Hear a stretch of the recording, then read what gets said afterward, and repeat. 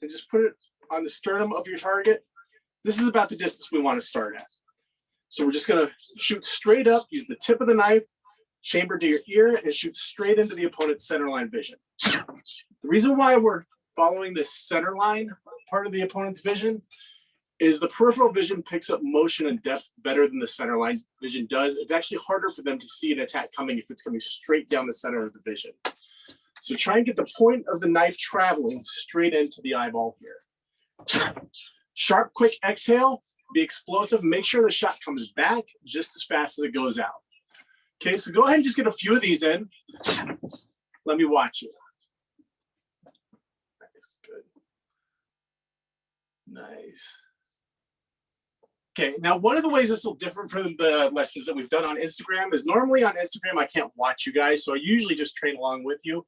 Because I'll be checking the feed over here on my second monitor to watch you guys, I'll probably do the first 3 or 4 reps with you guys, then transition to watching you over here. So now we're just gonna take this eye spike and then follow up with the palm. So there should be a transition between your right hand and they should pass each other as they're coming out, striking with the left. When it comes to the palm, strike with the base of your hand. You want to hit the forehead, the nose, the chin, the cheek, even the eye socket. Any bony ledge is a good target. Anything where you're going to be able to catch a rigid structure on the face and jostle the brain is what we want to go for. Because I'm a bit taller, I like to go for the forehead because this will elevate the chin and expose the throat if I need to follow up here. So we're just going to do 10 of these to warm up with. 1, 2. Okay. So with me, 1, 2, 3, 4, 5. Good. Now put some heat on that palm and make sure you're striking with the base of it, the bony part of your palm into the target. 5, 6, 7, 8, 9, 10. So in most instances, this would be enough to end an altercation. Someone's in your face, they cross into a striking range with a weapon expressing lethal intent, you genuinely fear for your life. If they're within range, they're displaying lethal intent, and in your area, you're legally justified in using lethal or critical force. If you can land this, that's probably going to finish the altercation right there. You stick the blade or improvised weapon in the eye, jostle the brain. They're either going to fall down holding their eye, they're going to turn away, you're going to be able to escape, or they'll submit and the altercation will be over. But that's most of the time, not all of the time. We had a student in Mexico City who actually had 2 guys try to mug him coming out of his class one night. As he was coming out, there was a big one, a small one. The big guy was drugged out of his mind. He did an eye spike on the guy, and the guy snapped his head back and just looked at him with his one good eye. It was the first time I ever heard of that happening, but that was a rare instance where an eye shot didn't take them out right away. So we have to be prepared to follow up. The other reason we might need to follow up is we might miss this shot. We're in an adrenalized state. He's a moving target. It's probably after dark. We might miss the shot completely. We might hit the forehead, the cheek. We might not get into the eye socket. So we need to be ready to follow up with more strikes. So we're going to go eye spike, palm, throat pluck. 1, 2, 3. So for the throat pluck, we're going to be palm up, dig the point of the knife into the artery, pull the elbow back to the ribs, keeping the point of the knife oriented towards the target throughout the motion. So this motion right here, let me watch you do a few of those. Nice. So now we're going to put all 3 of these motions together. Eye spike, palm, throat pluck. Okay. So let's do 10. Ready? 1, 2, 3, 4, 5, 6, 7, 8, 9, 10, Nice, guys. Nice. You're moving really smooth. Okay. So in Libre, this would be what we call a 1-2 combination because we're taking a number 1 element, hitting the eye, and then a number 2 element taking the throat, which would be a body shot. If we want to get super technical about this, this would be a 1-8-2 combination because we're hitting the eye, throwing the hand strike in, which is a number 8 element, then following up with a 2.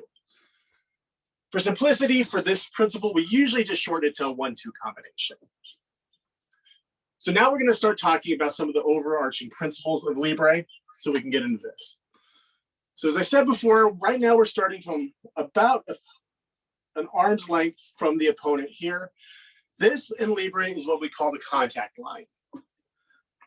This is where we can first make contact with the opponent. This is where most knife altercations start. In the Western world, people very rarely will show you a knife and approach you and give you that sort of warning where you can engage from further out. Most knife attacks occur at about this range. They'll approach you with the blade concealed, grab hold of you and stab, or step offline and stab into the middle. So this is where I generally like to start from when it comes to training. When you're starting from this range, you want to attack on the high line, the face and the neck. This keeps the fight in their face. For attacking the eyes, it's helping to blind them. The palm will help to blind them. More importantly, this puts up natural barriers. I'm keeping my arms elevated here as I'm moving. So if he's lashing back at me, I sort of have natural obstructions between my vitals and any weapon he might have. So anytime we're at this range or further out, we're usually going to attack on this high line. Because if we're back here and I enter into the middle here, or if I'm in a hammer grip and come in low, I'm leaving my high line exposed. And if he's going for my throat, I might get a lethal shot, but I might exchange a lethal shot for a lethal shot on myself. So this keeps both my hands elevated and helps to protect me. So this is the contact line. Now we're going to move back just outside of range of the opponent here. So move away from your target. Extend out so you just can't reach the target. This range we call the horizon. So when crossing the horizon, we also want to stay on that same high line for the same reasons we just talked about. If I'm back here and I try and come in low, I'm leaving my high line completely exposed and putting myself in a very vulnerable position. So from this range to this range, we're generally going to enter on the high line. So we're going to do that same combination now, but we're throwing it from the horizon. So we're back here, shoulder, weight slightly forward, shoulders slightly in front of the hips, push off with the back leg, lift your front leg up, and move in on the target. Now it's important when you're crossing this horizon line, you don't want to move your feet, plant your feet, and strike because you can get caught coming in. You want to have your attack, your knife, in motion as you cross the horizon. So when I'm back here, I'm already lashing out with my strike before he's in range. So that as soon as we're within range of each other, my shot is landing. I'm not throwing it as soon as he's in range. I'm making sure it lands as soon as he's in range. Does that make sense? Give me a thumbs up if you're with me. Cool. All right, so back here, same combination. Eye spike, palm, throat. Okay. Good. Now let's get 10 of those in. Ready? 1. Reset, find your distance, make sure your target's out of range. 2. 3. 4. Good. Check your range. 5. 6. 7. 8. 9. 10. So that's long range. It's crossing the horizon. We have the contact line. Now, when you're face to face, Few ways you might end up here. One, you might just get caught slipping. You might not be paying attention. You turn around, this guy's in your face, angry, ready to lash out at you. Also could be that we're in a tussle. I start back here and we just end up while we're fighting in this close range in that specific moment in time. It could also be that I'm crossing into range, moving to push him back, and he just doesn't give ground. So it's important to get comfortable attacking from this range too. At this range, we don't want to necessarily attack on the high line because it's awkward. If I'm this close to the opponent, I might have to lean back to bring my knife up, compromising my balance. It's very hard to get a shot in here, and I'm probably going to telegraph that shot if I'm close here. So when we're close here, this is what we call the engagement line. We're usually going to attack on the midline, this area here, or the low line down here. In the point down grip that we're in now, it's generally easier to attack on the midline. So when we're at this range, we're going to move against the lungs. Okay. So we're going to turn the blade horizontal, run it parallel to the ground, slide between the ribs and into the lung here. Now, just because you're orienting your blade this way, it might not go between the ribs. If you hit it dead center, you might just hit a rib and not get any penetration. If you have a particularly pointy blade, it might hit the rib and get stuck. If that happens, lever it, pop it forward and out and work it free. Okay. Also important when hitting this lung shot, put some power behind it. Don't just throw it as a quick flick, turn your hip into it, let him know he got stabbed. Every seminar I've ever done, I've done seminars all over the United States and Mexico and the UK, I've always asked the attendees if they've ever been stabbed in an altercation. There's almost always one or two. Next question I ask is, did you know you were stabbed during the fight? The vast majority of the time, over 90% of the time, the answer is no. I didn't realize I was stabbed till the altercation was over. Those who did realize they were stabbed, it wasn't because they felt the stab. It's because they saw blood or someone yelled out, hey, he's got a knife, or hey, you're bleeding. When people get stabbed in the lungs, it registers they've been hit. Usually they think they've been punched very hard. So what we're going to do is we're going to compound that. We're puncturing the lung, but we're also doing some impact damage. Think of this as a hammer fist going into the lung. We want to buckle this guy with this shot. Let him know he's been hit hard. So again, this would be the type of entry we'd use at close range. Going to the midline. Turn the hip, pivot in. Much like throwing a lead hook here. Pivot on the ball of your foot like you're grinding peanuts on the ground. And sink that shot in. Okay, let me see a few of those.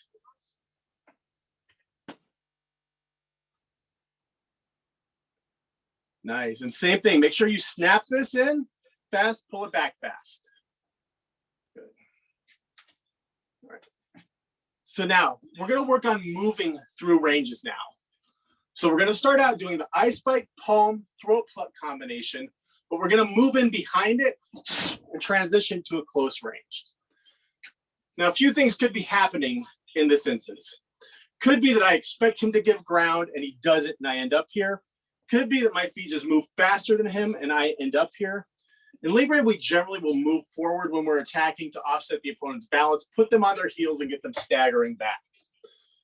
Could be that we just don't have a lot of space. His back's against the wall and we end up close. So we're going to start with that first three movement combination, moving forward, pressing the attack. And then when we get here, we're transitioning to that lung shot because now we're in a close range. Okay. So this is going to be a 4-beat combination. Eye spike, palm, throat pluck, getting in close, and stabbing to the lungs. Now notice also, as I get in close here, I'm bringing my arm up across the opponent here. Using my forearm across the chest. This is in case he tries to grab onto me. I don't want to be in a grappling situation with a knife. So if he grabs onto me, I push him back, get some range, and move out here. So after this throat pluck here, just brace across the opponent's chest. Make that a good hard lung puncture. Make sure they feel it. Okay. So it's going to be 1, 2, 3, brace, lung puncture. So we're starting that mid-range and then moving in here. Okay. Let me watch you do a few of those, then we'll get 10 in. Nice. Good. Good. Okay, so let's get 10 of those. Get set. 1, 2, 3, 4, 5, 6, 7, 8, 9, 10. Nice. Okay, now we're gonna work this starting from the longer range. So this time we're gonna move right past that mid range, starting at the horizon and going straight to that close range. So going back to that footwork just outside of range. Now, instances where you may find yourself moving through this range. Could be a situation where he's just really pissed off at you about something. He grabs a broken bottle, impact weapon, pulls a knife, and he's storming across the street at you. You've got nowhere to go, and you've just got to attack. And you're getting that moment where you can take advantage and get the first shot off because you're going to be striking as you cross through that range. Could also be that we're just in a tussle and we momentarily separate before re-entering. If you watch fight sports, MMA, boxing, Muay Thai, you see this all the time. You see guys punch, move out of range, move to their kicks, move back into punches. It's that same principle of contracting and expanding. This is something you see in all martial arts, all types of fighting. Very rarely will you see two guys stay the exact same range throughout an altercation. They're always moving in, moving out. So it could be that we started here, we created some distance, and now we're coming back at each other. Or it could be that he's storming me from across the street or a distance, and I have this opportunity to get the first shot off as I cross into range. So same combination. We're just getting that big step in first, making sure my lead shot is in motion as I cross past the horizon, and taking the eye as soon as he's within range. So get your distance now. Make sure you're outside of range. Shoulders slightly in front of the hips. Push off of the back leg. Lift the front foot. And get that first shot off. Good. Now let's get the combination in. Nice. All right. Let's get 10 of those from that range. Ready? 1, 2, 3, 4. Okay, and if you guys see me step out of the shot here, I'm just going over the monitor to check you guys and scroll through all of the participants. 6. Actually, I think we were on 5, so let's do 6 again. 6, 7, 8, 9, 10. Nice. All right. So now we're going to reverse this. Now we're going to start at close range in here. So in this instance, he's caught me off guard. I turn around, he's in my face, and now I'm in a fight. So we're going to lead with a lung puncture, but step back to that mid-range as we do it. Okay. We're going to shove back to get the distance as we go. So starting in here, hit the lung puncture, shove to get the distance. So we're moving from that engagement line back to the contact line. Here. Okay. Let me see a few of those. And don't cheat the power on that lung puncture. Make it a good hard shot. Nice, good.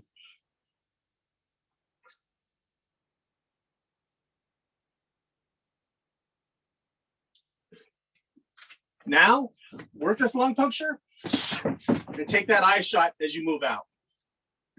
Okay. You see that? Good, and get that shove in there too.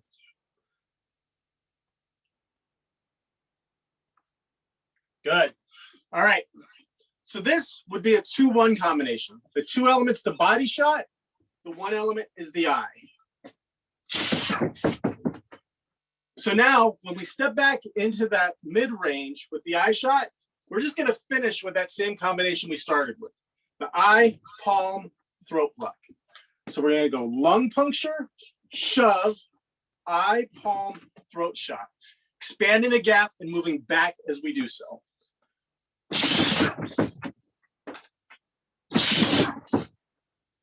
We see a few of those, then we'll get 10 of those in.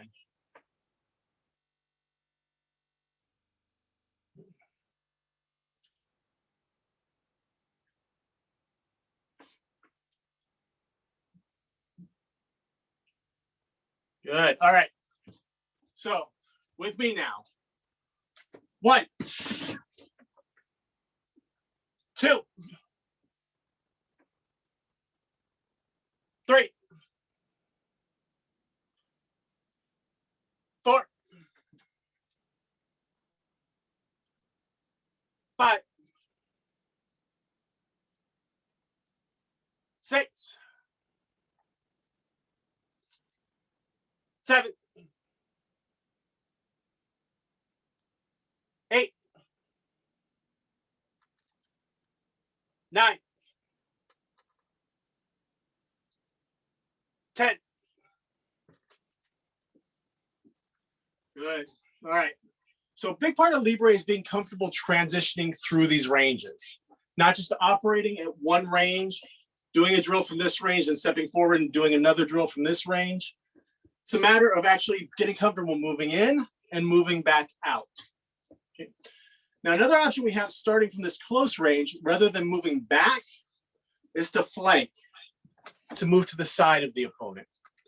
Generally speaking, it's usually, not always, preferable to move to the opponent's left. The majority of the population is right-handed, which means the weapon is going to be on this side. If I can flank this way, I can put his body between myself and his weapon and press my attack from here. There are times when that won't be ideal. One would be if you're fighting multiple opponents. If he's here and the secondary opponent's over here, I wouldn't want to flank in this direction because now I've just put myself between both opponents. Could also be that there's a wall here and I physically can't move in this direction. Or it could be that there's an exit over here and that's where I want to escape to. And so I don't want to put him between myself and the exit, in which case I wouldn't want to flank in this direction. But all things being equal, it's usually preferable to move to the opponent's left to put his body between myself and his weapon, presuming he's right-handed. So now, starting with this lung puncture, we're going to hit the lung puncture, flank over this way. So I'm almost straight beside the opponent here. Okay. A quick note about footwork. In Libre, we're always expanding our base. We never bring our back foot up and then move here. Whenever we move, pick up the lead foot, drag the back foot. The reason for this is if I'm narrowing my base here during this transition and he attacks, my balance is compromised. It's very easy for me to go over. So as I'm moving, I'm expanding my base. I'm being more solid, more rooted as I move, and then resuming my stance. So when we do this flank step from here, we're hitting the shot, picking up our lead leg, and then dragging over here, moving in here. Okay. So let me just see that step. Get the lung puncture in and the side step. Good, nice.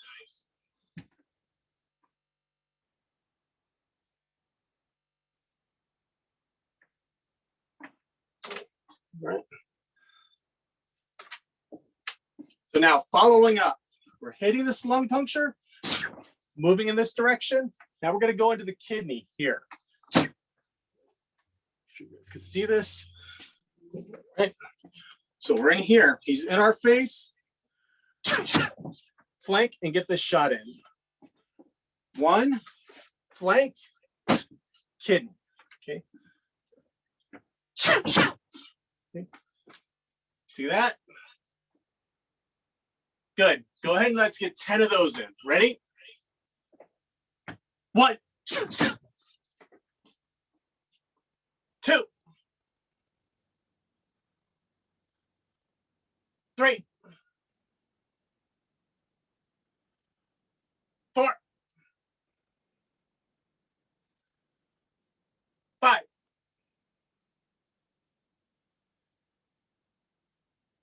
6, 7, 8, 9, 10. Good. So now we're going to start at that mid-range. Get that 3-strike combination in. Hit the lung puncture, flank, hit the kidney shot. So we're transitioning through 3 ranges here. 1, 2, 3, 4, 5. We're going from the contact line to the engagement line to the flanking line.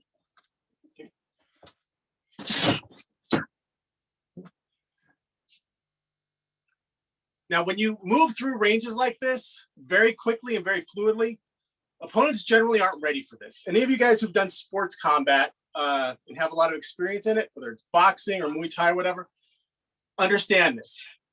If you can start here and you can move in and start throwing these body shots in close, these uppercuts, clinch, throwing elbows, whatever it may be, if your opponent isn't as adept as adjusting through ranges, it's very easy to offset them. So we're taking advantage of that here and developing skills moving through ranges to really offset the opponent's response.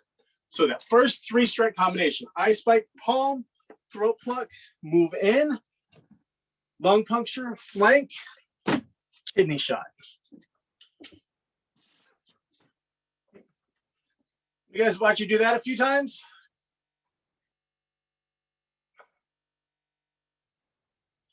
Good. Okay. Let's get 10 of those in. Ready? 1, 2, 3,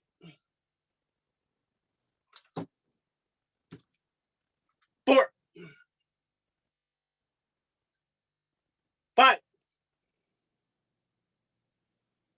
6, 7, 8, 9, 10. Good. So now we're going to do the same drill, only this time we're starting on the horizon. So step back outside of range. These first 3 shots should happen as you're moving into the close range. So as I'm transitioning from here to here, that first 3-shot barrage is going into the high line. Here. Then lung puncture, kidney. So it's the same thing we were doing before, just starting from further out. Let me see you do that a few times, and then we'll get 10 in.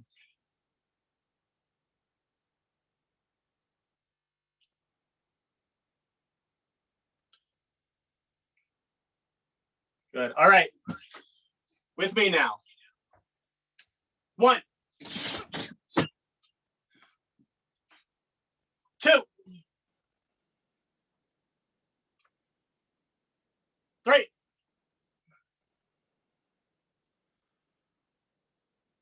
4, 5, 6,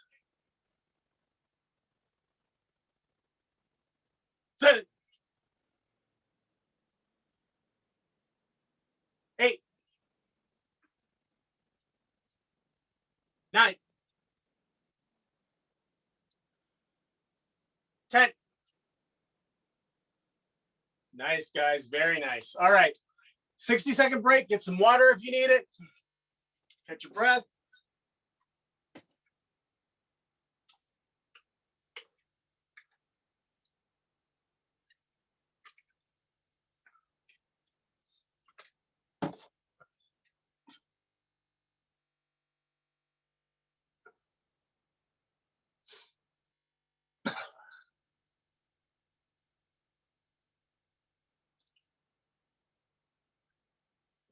About 30 more seconds, we'll get back to work.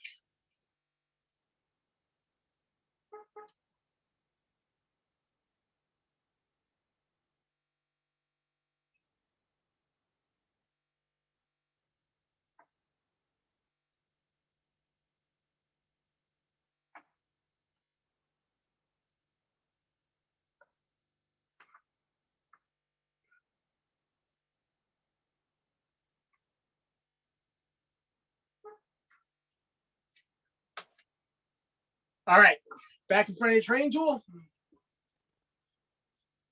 Now, there are times when you will want to stay in this close range here. Specifically, that's going to be when the opponent has a long-range impact weapon, like a baseball bat or a crowbar, and you have a stabbing implement, like a knife or a screwdriver.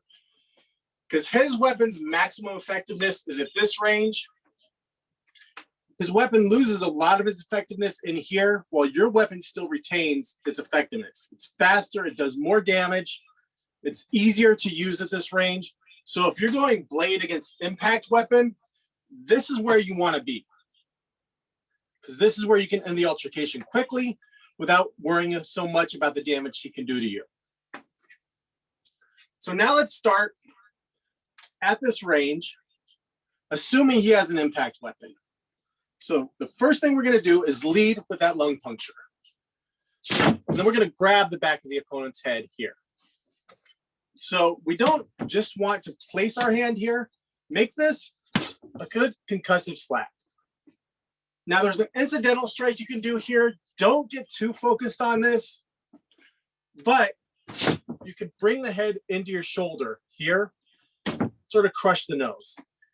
In the heat of a life and death struggle, a street altercation where you're in an adrenalized state, your fine motor skills are gone, you're probably not going to be really thinking about getting this incidental shot there, but you might get it anyways. So make this a good concussive slap, slapping the back of the head, bringing it into your shoulder here. And notice I'm going high on the head. There's a reason for this, and we'll get to that in a second. So lung puncture.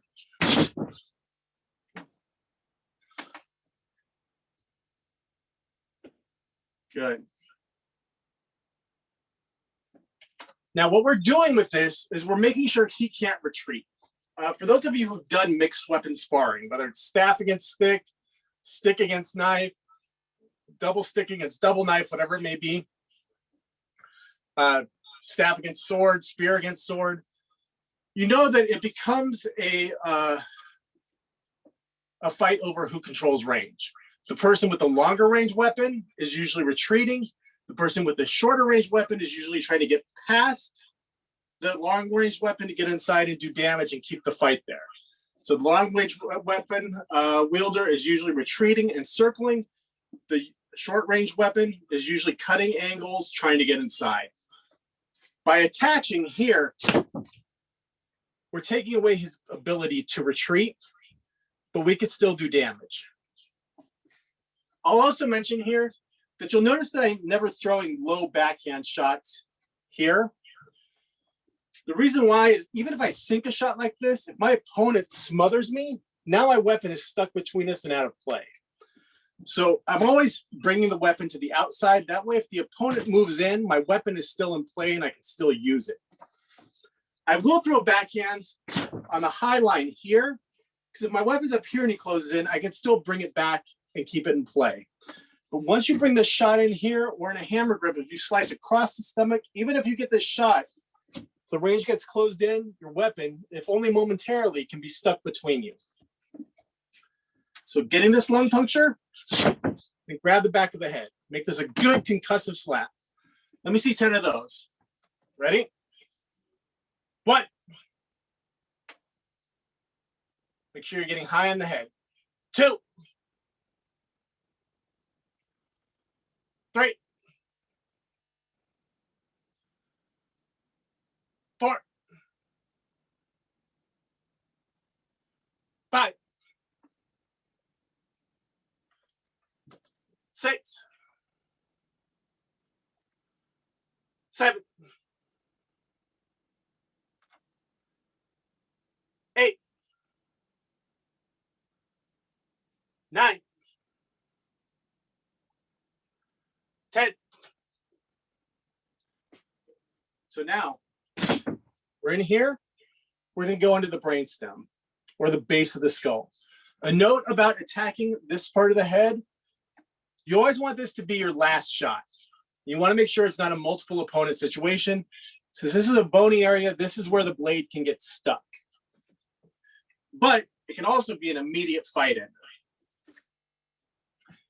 You have targets that are timers, which are bleed out targets like the throat, where you're going to hit them, but it's going to take time for the blood to leave the body, for them to go into shock, to start to lose consciousness, to pass out, and eventually expire. People watch a lot of movies. They tend to think that if you just slash the throat, the guy immediately falls down dead. That's not how it plays out. There's going to be an interval between the time when you hit an artery and the time when he's out of play. Several things are going to factor into this. The person's overall health, any medications they might be on that cause them to lose blood faster. Also, their heart rate. One of the things we learned when we were training the teams down in Mexico is we had a guy do a century removal technique in the field, which is if you have an armed guard moving up behind them and using a knife to take them out. It actually took the guy he took out much longer to die or to lose consciousness than any timetable of death said it should have, even though he hit the targets cleanly. When we went back and analyzed this and tried to figure out why it took him longer to die, what we realized was that it was because he was at a resting heart rate. Most of the timetables of death that you see in regards to knife wounds and bleed out times are based around someone having a fighting heart rate, an elevated heart rate when they're pumping out blood faster. In this instance, the guy had no idea someone was coming up behind him. He was actually playing a video game on his phone on a ridge when our guy came up behind him and put him down. So his heart wasn't at that really fast beating rate. So he's actually pumping blood out of his arteries slower than he otherwise would have if it was an actual fight. So any target where it's an artery is going to be a timer target, where it takes time for them to expire.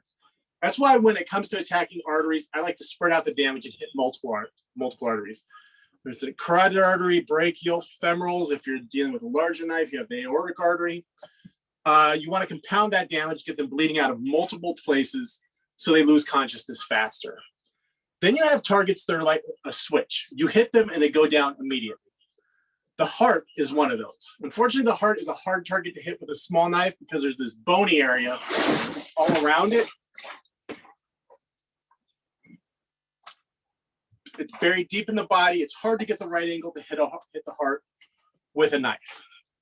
With a larger knife, you can come in through the side, come clean across and hit the heart. What's preferable to that is coming in high and hitting the arteries that lead in and out of the heart. That one, they will actually die faster than if you hit the heart directly. The aortic artery running through the center of the body is also a switch target. You hit that, they're going to lose consciousness very, very quickly. The base of the skull down here is also one of those targets.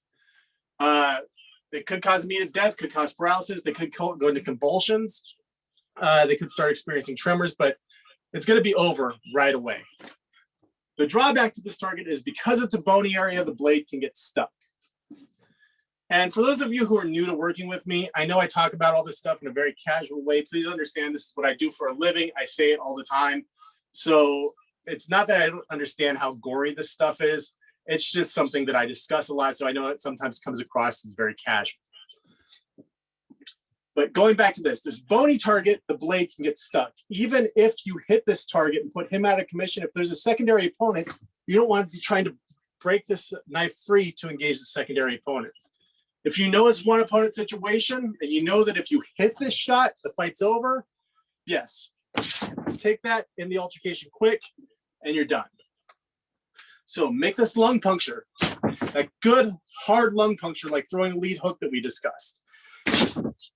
Good concussive slap to the back of the head. Disorient them, bring the knife up, and sink your body weight into this shot here and finish it. So let's get, let me see you do that first. Go ahead and get a few on your own. Good.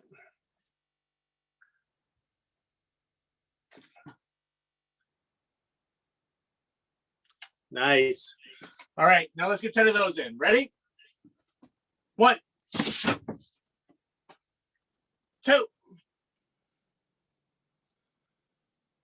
3. Good. Make sure you're getting up high on the head. You don't want to be stabbing between your fingers to get this shot.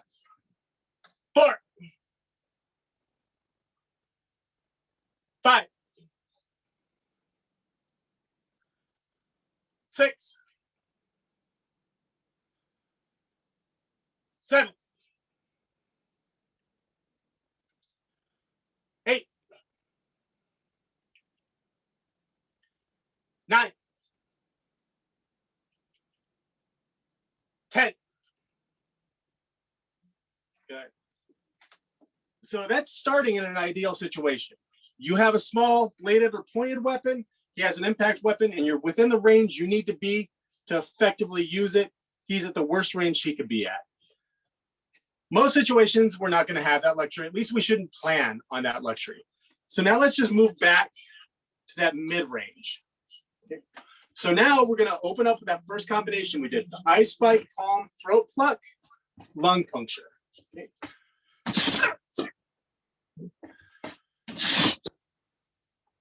Again, what we were just talking about, even though I've done what should be some pretty significant damage, hitting the eye, hitting the carotid artery, puncturing the lung, we can't count on the idea that he's going to expire immediately from those shots.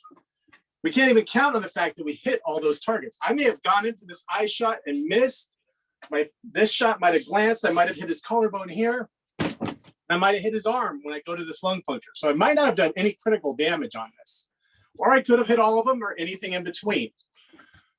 But we're assuming, again, that we have a bladed or pointed weapon. He has an impact weapon, so we're moving into this close range. So get to this point with me. Now, from here, we're going to work into that head grab and get that stab in. Sorry, my voice is tightening up just a bit. So now, starting back here at that mid-range,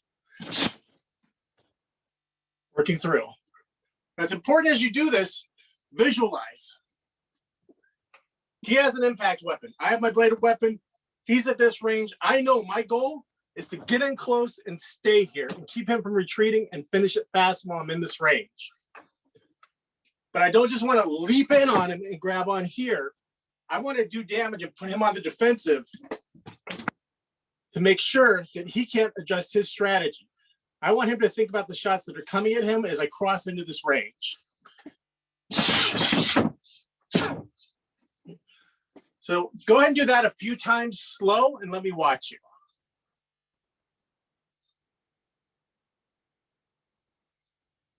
Good. Make sure that lung puncture and the grab here are both good, hard shots. Even if you're doing this slow, make those good, hard shots.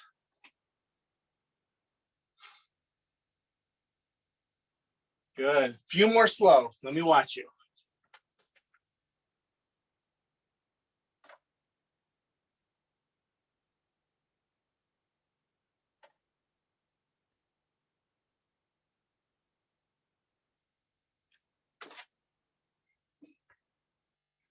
All right, now with me, we're gonna do 10. Get that whole thing in. If you're not comfortable with this, I know this is a little bit more advanced combination, just do it at half speed and do every other one. So do number 1, number 3, number 5. If you're comfortable with it, hit all 10 with me. Okay, you guys ready? Give me a thumbs up if you're ready. Visualize. Visualize the opponent. Visualize the impact weapon. Visualize that you need to get in and grab this. Think about him moving back and you catching him as he tries to step away from you. Okay, get set. 1.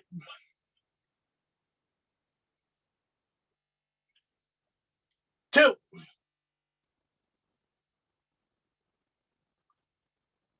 3.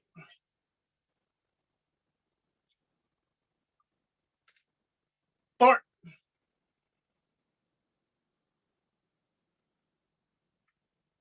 5.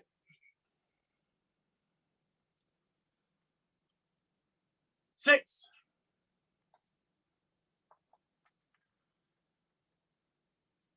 7.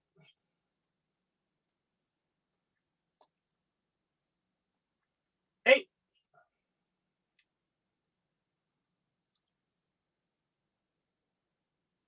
9.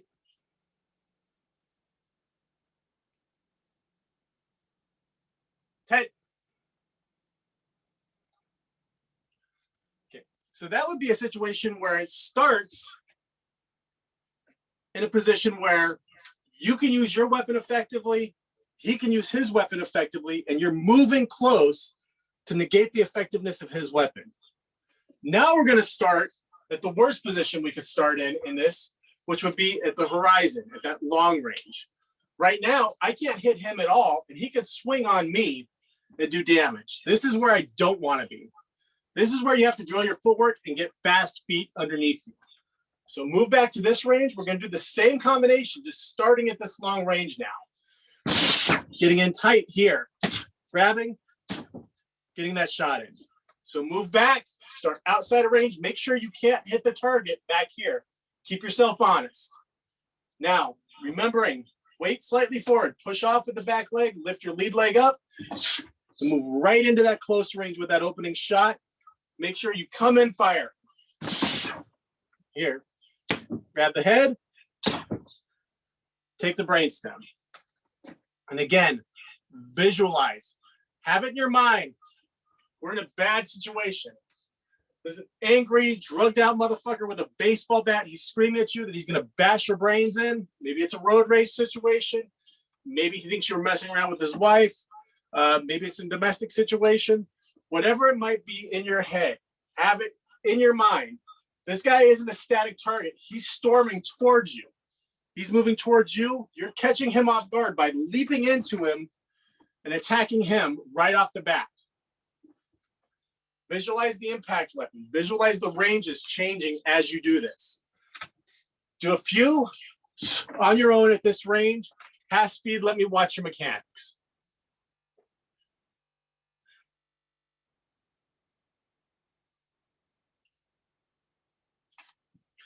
I'm just going to scroll through the feed here so I can watch all of you. Nice, good, good.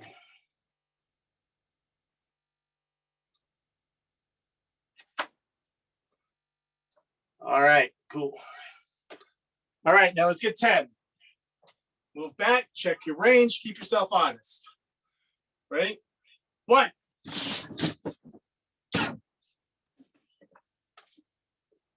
2.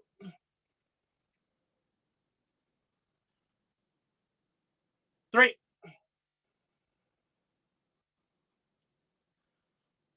4.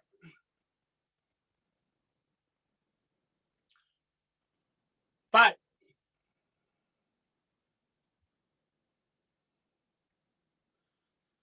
6.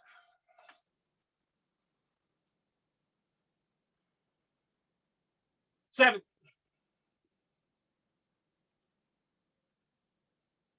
8.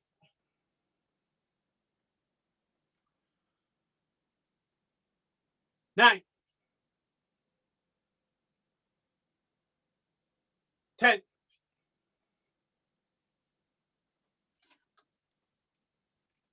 So obviously throwing a combination like this in a highly adrenalized state where your blood is pumping, your limbs are heavy, your peripheral vision is narrowed, you're fearing for your life, your fine motor skills are gone. It takes a lot of practice and a high degree of skill to pull this off, even for someone who does this a lot. So what we're going to look at now is what we would do in a situation where we need to close the range like this, but we just don't have it in us to throw a combination like that. And that's this adrenalized state. My body just isn't going to respond the way I want to. So we're going to go more gross motor skill with this.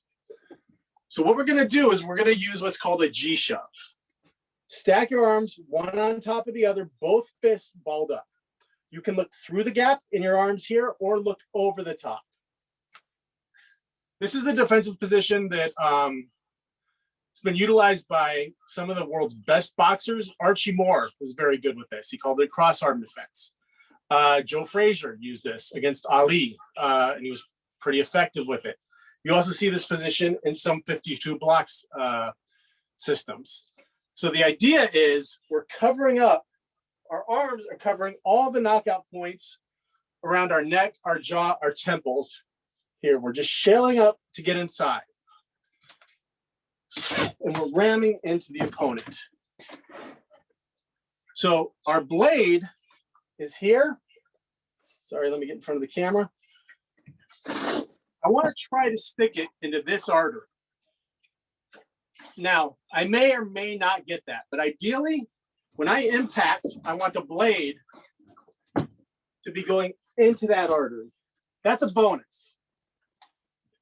If we get that, great. If we don't, we don't. So from here, if the opponent's wearing something I can grab hold of. Obviously, this Bob dummy is wearing a very tight anatomy rash guard. I can't really grab onto this. But if he is wearing a hoodie like I am now, some kind of looser fitting shirt, I would want to grab with my left hand here. If he isn't, I'm just going to lift my blade up here anyways. So we're in here, lift the blade up, step to my right, and rip across the throat. So I'm crashing in here, blade comes up, rip across the throat. If I get this ripped, I'll hit both arteries and the windpipe in one slash and just rip the whole neck open. For those of you who've done one of Ed Calderon, of Ed Manifesto's organic medium sessions where you work against the pig carcass, you've probably seen this done in some fashion or another. He might have shown you the one where you rip across this way, but you've seen the type of wound this does and how fast and catastrophic it can be. If you hit this, this is a switch target. It ends the altercation immediately.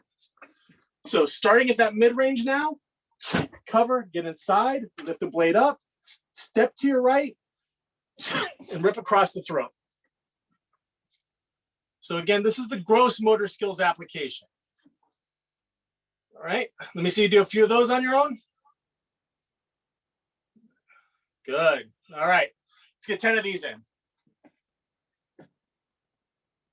1,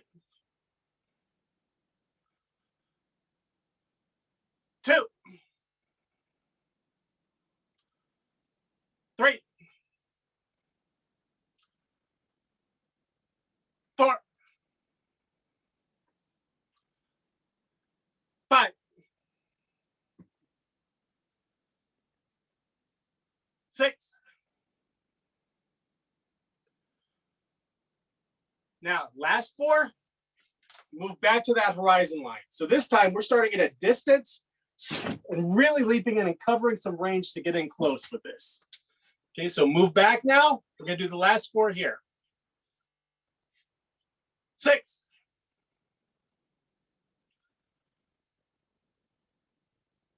7,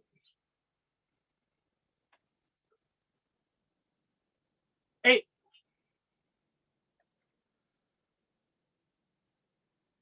9,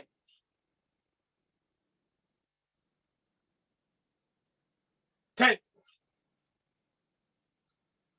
Nice. Okay. So now I know if this was new to you, if you haven't done Libre with me in the past or you haven't seen my work, this is a lot of information to retain. Don't try to worry too much about retaining the individual techniques and motions. Remember these principles. Remember, if you're in a long range or a mid range, attack on this high line. Once you get in close, transition to these midline shots. Never throw the midline backhands. Always keep the blade coming from the outside so it stays in play in case he closes in on you. If he has a blade, get that flank in, put his body between yourself and his weapon and press your attack from here. If it's an impact weapon, get in close and attach to minimize the effectiveness of his blade, to maximize the effect of his weapon and maximize the effectiveness of yours. Okay, I'm gonna go through that one more time just to reiterate it so you can remember the principles. Mid-range to long range, attack on the high line.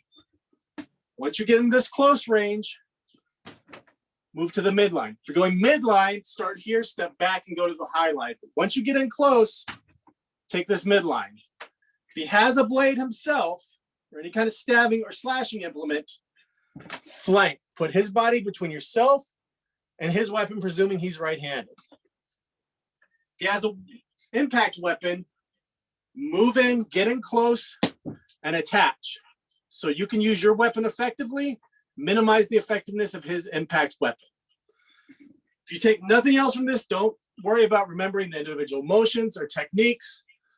Remember those basic principles. If you've trained any kind of blade work, any kind of Filipino martial arts system or European or any other system from anywhere in the world, you could take those basic principles and still apply them. And even if you haven't done any kind of blade work before, if you pick up a blade in a street altercation, and just remember, come in firing on the high line, go to the midline once you get in close and get that flank in, you'll probably fare pretty well. And remember, going for the eyes. Make that a primary target. Once you take an eye, the fight's probably going to be over. All right, that's my time. Again, just to repeat what Alice said earlier, Walter of Distinguished Savage has a medical management course coming in on Saturday, I believe at 1 o'clock. The sign-up's on our page, blackwingcollective.com.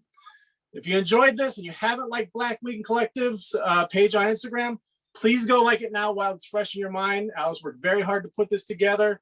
She's been doing a lot of really great work, and she's got more of these in the works. And I highly suggest you guys try and get in on all the ones she has going, because she has some great instructors lined up. I think she just flashed her Instagram on there. And there's the picture of me looking like I'm drunk that I begged her not to use. All right, thank you guys. That's my time. Be safe out there, and hopefully we get to do this again sometime.